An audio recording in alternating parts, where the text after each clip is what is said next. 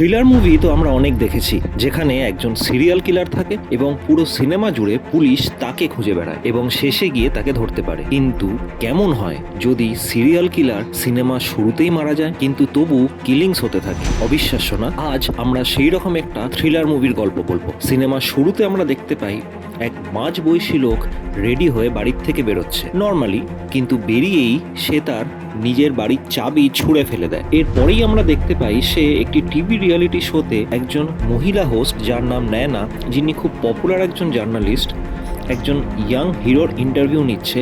সেখানে লাইভ অডিয়েন্সে সে বসে আছে। সেই লাইভ ইন্টারভিউতে সেই ইয়ং অ্যাক্টরকে অপমান করতে শুরু করে এবং বিরক্ত হয়ে সেই অ্যাক্টর বেরিয়ে যেতে গেলে হঠাৎ সে পকেট থেকে বন্দুক বার করে তার পায়ে গুলি করে। সঙ্গে সঙ্গে পুরো পরিবেশ বদলে যায়। সে বলে সে লাইভ টেলিকাস্ট যেন বন্ধ না হয় এবং হলে সেই হোস্টকেই সে শ্যুট করে দেবে। এরকম পরিবেশে রাজি না হওয়া ছাড়া উপায় থাকে না, কেননা দরজায় সে আগের থেকেই লক করে রেখেছিল। সে বলে যে নারায়ণ বলে কেউ আজ মারা যাবে, যে এই স্টুডিওতেই আছে। টিভি হোস্টের প্রশ্নে উত্তরে সে জানায় তার নাম আলগার। সে এরপর নয়নাকে কিছু বইয়ের নাম নিয়ে জিজ্ঞাসা করে সেগুলো সে পড়েছে কিনা। নয়না জিজ্ঞেস করে তিনি রাইটার কিনা, যার উত্তরে সে বলে যে সে অনেক রিসার্চ করে 10 বছর ধরে অনেক পরিশ্রম করে ঘুরিয়ে ঘুরে এই বইগুলো লিখেছিল, যা এডিটর খুব সহজেই নাকচ করে দিয়েছিল, এটা বলে যে এতে নতুনত্ব কিছু নেই, তাই আজ সে নতুন কিছু করে দেখাবে। আজ থেকে তার মাস্টারপিস ক্রাইম স্টোরি স্টার্ট।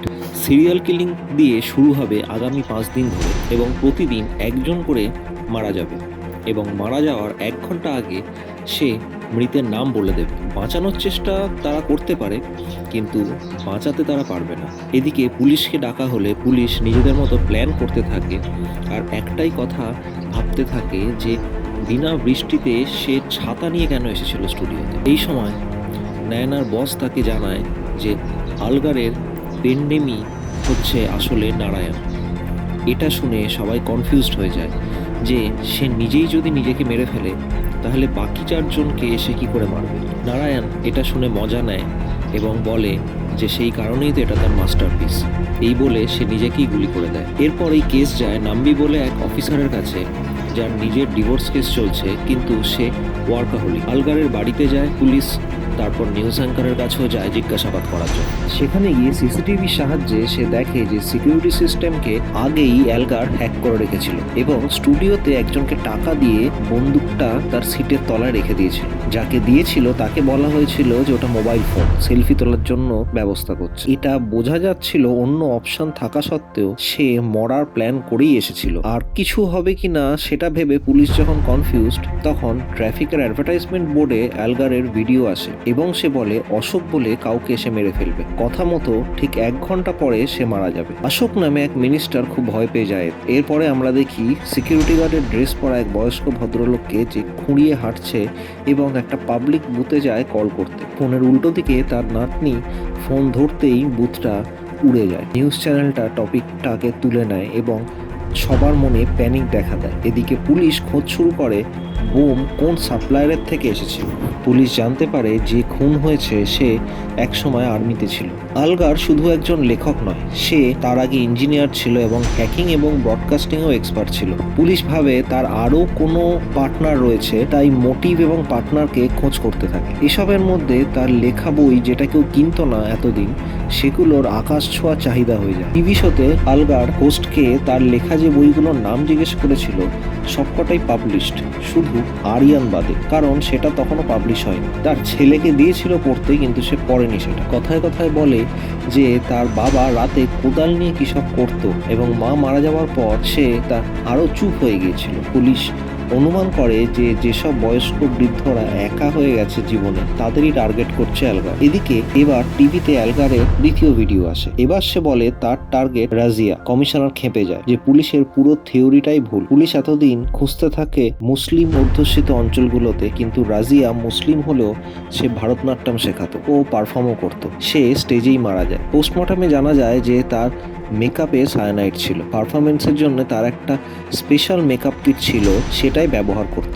এসবের মাঝে সামনে আসছিল যে দুজন মারা গেছে তারা সবাই তাদের ফিল্ডে খুব দায়িত্বশীল এবং ভালো ছিল। পপুলার বা ধনী হয়তো নয়, কিন্তু সৎ এবং কর্তব্যপরায়ণ। পুলিশ ট্র্যাক করে যে কে RDX দিয়েছিল তাকে খুঁজে বার করে এবং সায়ানাইডও জানা যায় যে সেই ব্যবস্থা করে দিয়েছিল। আরও দুটো কেমিক্যাল অ্যালগার চেয়েছিল, কিন্তু সেটা কি সে মনে করে বলতে পারেনি। এদিকে অ্যালগার এবার ভিডিও পাঠায় সবার মোবাইলে। সে ভিডিওতে বলে যে তার সাথে কেউ নেই, সে একাই এটা করছে এবং তার নেক্সট টার্গেট ইউবরাজ। এর মধ্যে ইউবরাজেরও মৃত্যু হয় জলের তলায়। সেখানে সে সমুদ্র পরিষ্কার অভিযানে গিয়েছিল। তার নাইট্রো সিলিন্ডারকে ট্যাম্পারিং করে পুরোটাতেই 100% অক্সিজেন দিয়ে দেওয়া হয়েছিল। এরপর পুলিশ আরেকটা থিওরি সামনে আনে যে প্রতিটা ভিকটিমের একটা নির্দিষ্ট রুটিন ছিল। অ্যালগার টাইম নিয়ে বছরের পর বছর তাদের রুটিন ফলো করেছে এবং সেইভাবেই প্ল্যান করেছে। মনে হবে যে খুনি মারা গেছে সে কি করে খুন করছে, কিন্তু আসলে এটাই তার মাস্টারপিস আরিয়ান, যার পেছনে সে বহু বছর দিয়েছে। পুলিশ এদিকে আইটির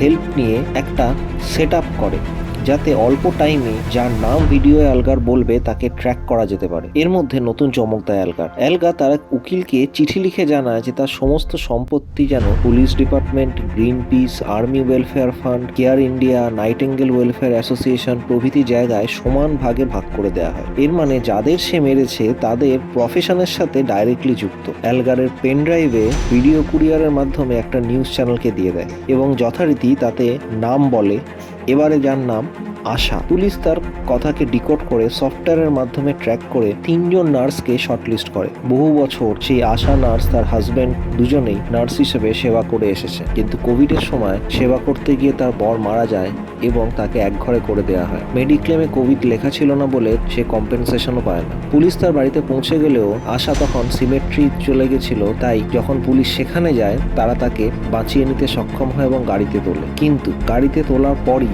আশার মৃত্যু হয়। সবাই এটা দেখে অবাক হয়ে যায়। পরে জানা যায় যে আশা যে ক্যান্ডেল জ্বেলেছিল তাতেই এক ধরনের বিষ মেশানো ছিল। পুলিশ এত কাছে এসেও আবারও হেরে যায়। নাম্বি নিজেকে দোষারোপ করতে থাকে কারণ ভালো মানুষগুলোকে সে বাঁচাতে পারছে না। পুলিশের আইটি সেল এর মধ্যে তার লাস্ট খুন হওয়ার আগেই তার শিডিউল যে ভিডিওটা ছিল সেটা পেয়ে যায় একজন ময়লা পরিষ্কার করা মহিলার কাছ থেকে একটা মোবাইলের থ্রু, এবং তারা সেটা ডিকোড করে এবং তার লাস্ট ভিকটিমের নাম এন দিয়ে এবং সে ইনডাইরেক্টলি নাম্বিকে ইঙ্গিত করে। পুলিশ নাম্বিকে প্রোটেক্ট করতে ব্যস্ত হয়, যদিও নাম্বি বলে যে এটা জাস্ট একটা ডাইভারশন। নাম্বির মনে হয় যে হোস্ট নায়নাই হচ্ছে আসল টার্গেট।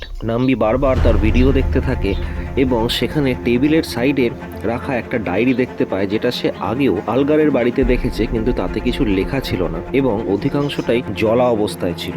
ডাউট হওয়াতে নাম্বি আগুনের সামনে ডায়েরির পাতা ধরতেই তার সব প্ল্যান সেখানে ফুটে ওঠে। সে জানতে পারে যে আলগারের বাড়িতেই একটা লুকোনো সিক্রেট রুম রয়েছে এবং সেখানে আজ 8টার সময় শেষ খুনটা হবে। তাই সে পুলিশ টিমকে সেখানে আসতে বলে নিজেও রওনা দেয়। নাম্বি যখন সেদিকে এগোয় তখন স্মাগলারের গুন্ডারা তাকে অ্যাটাক করে। কোনো রকমে সে তাদের হাত থেকে নিষ্কৃতি পেয়ে নাম্বি যখন সিক্রেট চেম্বারে পৌঁছায় আলগারের বাড়ির নিচে, কিন্তু সেখানে ঢুকতেই নাম্বি একটা কাঁচের দেওয়ালের ভেতরে ফেসে যায় এবং আলগারের ভিডিও চালু হয়, যাতে সে বলে যে পুলিশ যেটাকে তথ্য মনে করছে সেটা আসলে তারই প্ল্যান।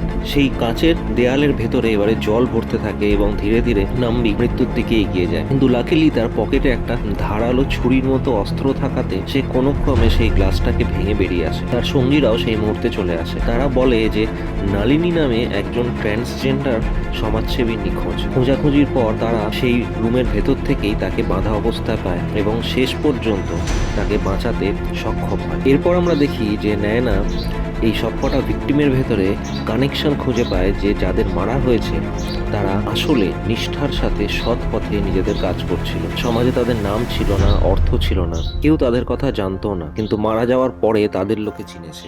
আলগার নিজেও একজন সৎ লেখক ছিল যে বহু পরিশ্রম করে বইগুলো লিখেছিল, কিন্তু যাকে পাবলিশার তার যোগ্য সম্মান দেয়নি। তাই সোসাইটির কাছে যে যারা পিলার, সমাজের দরকার যাদের, তাদেরকেই মেরে সমাজকে বার্তা দিয়েছিল আলগার। তাদের চেষ্টাকে ভালোবাসত বলেই আলগার তাদের এই নোংরা সমাজ থেকে সরিয়ে দিয়ে। এটা একটা একদম ভিন্ন ধরনের এবং ভাববার মতো সিনেমা, যেখানে একজন মৃত খুনি তার মৃত্যুর পরেও খুন করে এবং যাদের মারে তাদের অমর করে দেয়। নায়না নাম্বি প্রেস কনফারেন্স করে সব জানায় এবং পরে যখন তারা আলোচনা করে যে নাম্বি এই কেসটা পাবে সেটা আলগার কি করে জানতো, নাম্বি কনফিডেন্সের সাথে বলে যে সেটা হয়তো সম্ভব ছিল না, কেননা অনেকগুলো ইফস অ্যান্ড বাটস ছিল। হয়তো ট্রান্সজেন্ডার নালিনী এন নামের সাথে যায়, কিন্তু তার এক কলিগ তাকে আরিয়ান বইটা ম্যানুস্ক্রিপ্ট যেটা পুলিশ খুঁজে পায় তাকে যখন সেটা দেয়, তখন সেটা পড়ে নাম্বি বুঝতে পারে যে বহু বছর আগের থেকেই নাম্বির পেছনেও আলগার পড়েছিল